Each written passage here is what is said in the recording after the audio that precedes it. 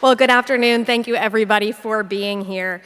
We are about 1 year away from very important elections in Maryland, and you may be thinking of, the governor, but all of the county executives are up for election this year. And in 4 large central Maryland counties, residents are assured of getting new county executives. It's a rare moment in Maryland that millions of Marylanders are going to have new leadership at the county executive level. So to capture this moment, we invited together 4 county executives who are entering the final year of their term.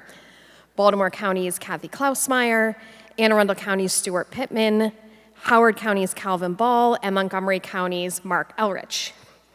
Now, we really wanted them to be here in person, but as you can see, they're not.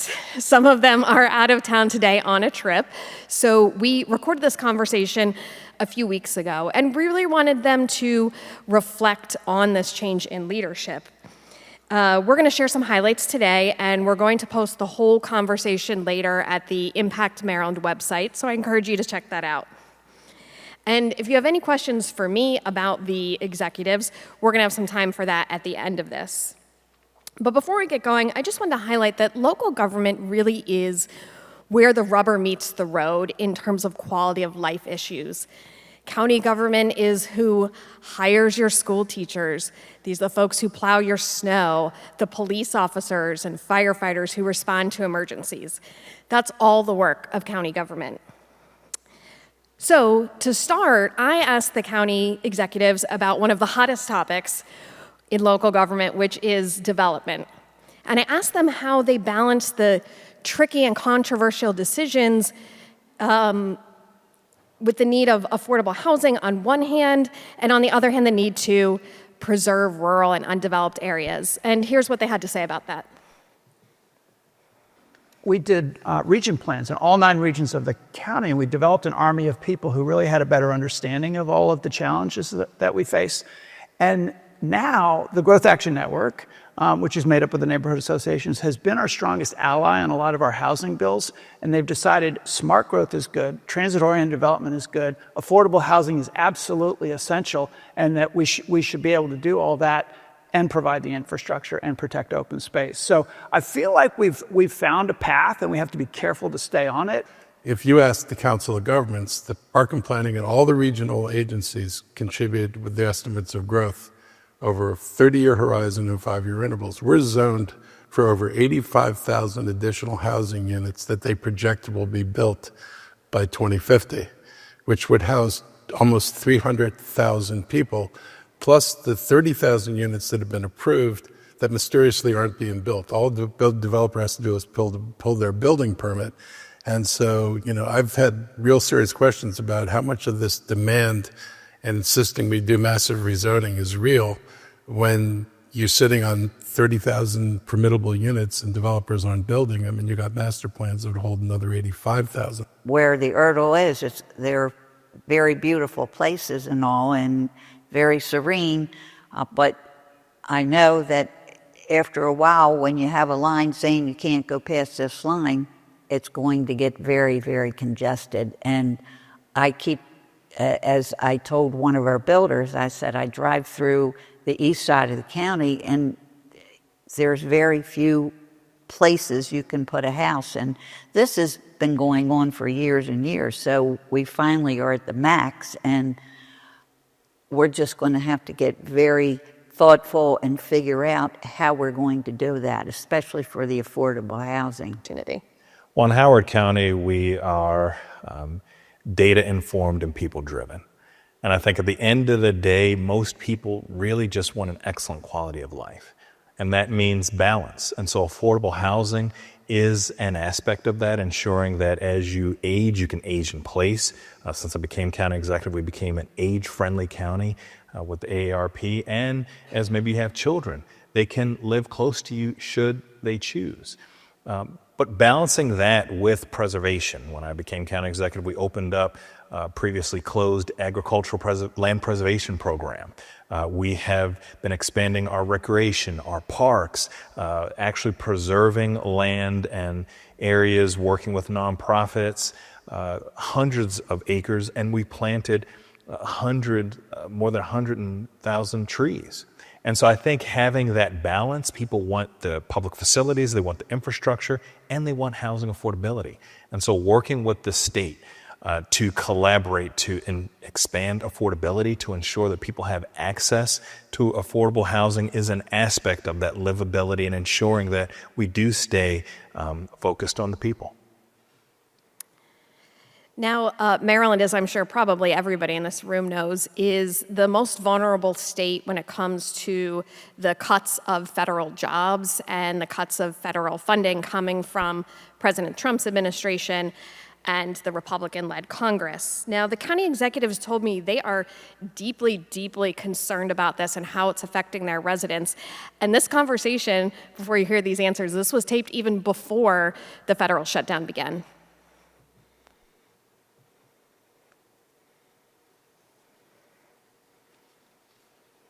The damage that has come from this administration has been devastating. And it has been devastating in a way that we've never seen before, whether it's the job losses, the impacts to federal contractors, the fear that people have of being attacked by immigration enforcement, even if they are not engaging in unlawful activity. The fear of division, as County Executive Pittman talked about, making words like equity and inclusion bad words. We are going to have to not only deal with the challenges and the attacks from this administration, but the impacts to our mental health, our budgets, our community, and our well-being for, frankly, generations.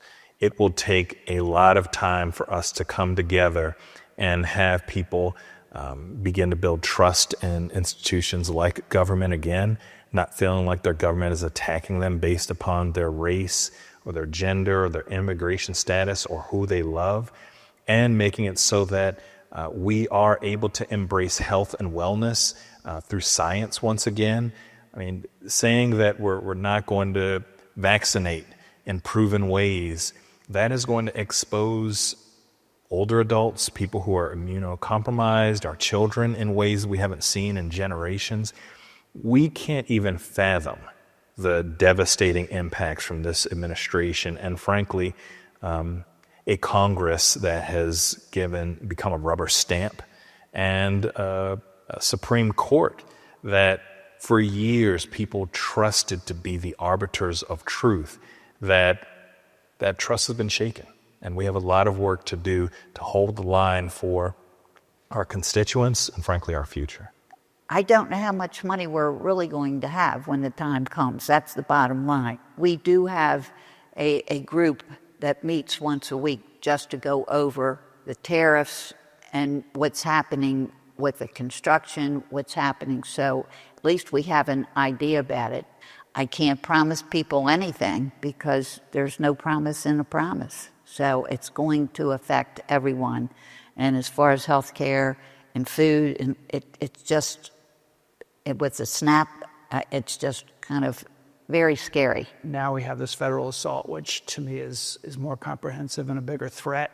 So what we've done is created, through our Office of Emergency Management, our Federal Disaster Preparedness and Recovery Work Group, modeled after what we did in COVID. The last budget we called Protecting Our People. We put in $10 million to backfill things that we knew we would lose. We created some funds for the families of immigrants who had a deportation of a breadwinner, and both for legal assistance and for services. And did you get pushback for that? A few comments from a few Republicans on the council, but a lot of positive. I mean, I think when I presented the budget, that was where the standing ovation. I mean, that was where people really are passionate. And so, yeah, it's going to define this last year. I expect it to. And so I think all of us are organizing so that we're getting the most current information we can get, both from our partners in the state government. Governor Moore's office has really engaged on these issues so that we have information with our members of Congress.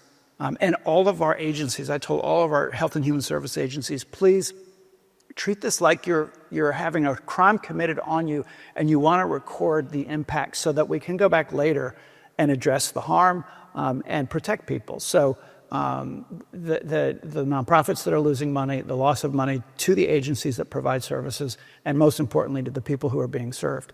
So we're strategizing every day about how we can protect those folks. People Medicaid who are now going to have either volunteer or employment and be recertified twice a year instead of once a year. What can local government do to keep those people on Medicaid?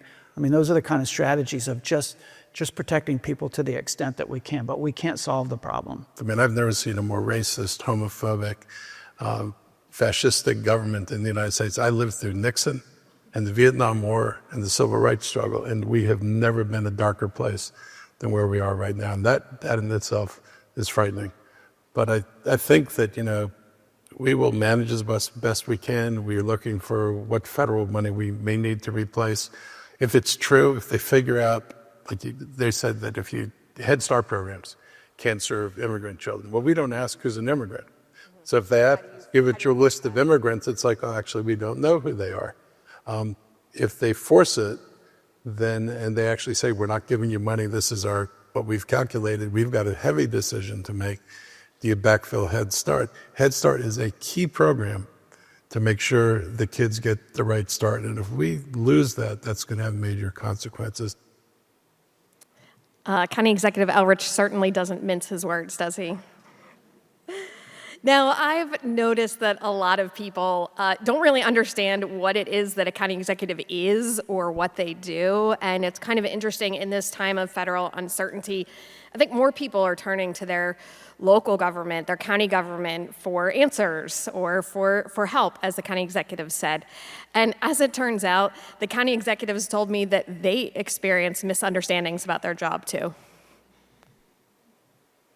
In Maryland, education is a state function, and when our elected Board of Education and school system make policy and budgetary decisions, we have very little authority or opportunity to control those things. I would say education is one of the ones that is like people just do not know that I can't give teachers a raise. I wish that they understood that the metric by which public servants measure their success is actually the health and the well-being of the people that they serve. Almost every public servant actually measures their success that way. And that's important because if we don't have trust, we can't govern. What I find frustrating is, just people's lack of understanding of sometimes like basic economics. So we go through our budget and what my basic parameters are, but it's like, we have this thing called inflation. So I had a chart last night of this is what it cost for a school bus and a mile of road, 8 years ago. This is what it costs today. The reason we need to spend more, and when these things exceed inflation, we need your understanding. You can't ask me to build buildings and then be surprised when my capital budget requires us to raise more money. So now all 4 of these county executives are entering the final year of their term, and 3 of them cannot run again due to term limits. Elrich, Ball, and Pittman, they're done. County Executive Klausmeier in Baltimore County, she was appointed to the position earlier this year, so she could run again, but she hasn't indicated that she plans to do so. So all that begs the question for these county executives, what's next? I'm going to go back to the county council. I spent 12 years as an at-large county council member. I'm going to run for county council again. I like community work. I started as a community organizer before I got elected. I like bringing people's ideas to the council. I also like having people feel like I listen and having somebody they can talk to who actually is concerned about what their views are and how they look at the world. How about you, County Executive Pittman? I know you have 2 jobs right now. You are county executive. You're also chair of the state Democratic Party. When this opportunity to lead the party came up and I jumped in and took advantage of it, now I find myself dreaming of building a political party that truly is a vehicle that creates economic justice and dignity and health for all people. And that's what's on my mind. I'm just learning, so by the time I don't learn everything, and I know I'll never know everything, it'll be my time's up. So, and this time next year, I might be saying, yeah, I'm running for something. Who knows? I mean, the world is my oyster. I want to make a difference. I want to help people, and I want to empower folks. And what that vehicle looks like at this point, a year plus from now, I'm not sure, but each and every day I'm going to continue to try my best and be the best county executive I can be. Now, again, those are just a few of the highlights from the conversation we had. We talked for almost an hour, so I appreciate their time. And now we'd like to open it up to questions. Anything you'd like to hear from me about these county executives? I believe my colleague Tennyson is somewhere here to help. I'm right here. There you go. How are you, Hello. Pam? So the first question I have for you is, what's something that might have surprised you or that you found the most interesting in your conversation with the executives? Yeah, I was most interested to ask them the question about misunderstandings of county executive, of their role, because it's something I'd seen, and I was a little surprised that they'd seen that too, that like here they are with this like powerful position and they have to walk around telling people like, no, I don't make every decision at the school system, that even as prominent as they are, that people still don't fully understand what they do. So I thought that was really interesting. And there was talk a lot about the federal fallout, but I'm curious, because you cover state politics as well, how much does what happens on the state level impact the county? Yes, so often I spend a lot of my time in Annapolis covering the General Assembly, and there is tension sometimes between the state government and the county government. In particular, sometimes you see the state government passing along spending requirements on the counties. The counties have had to pick up a share of the blueprint for Maryland's future, the big education improvement plan, without necessarily a way to pay for it. And so you see a lot of back and forth over that. You also see it in terms of development and housing. Governor Wes Moore and his administration have tried to push to make it easier to develop housing, but county governments, they take great pride in local control over planning and zoning, and so there's some tension there as well. Although we have seen more recently some kind of working together in this response to the federal government. Awesome. Those are the two questions we have for you. Thank you so much. Can you all give Pam a round of applause?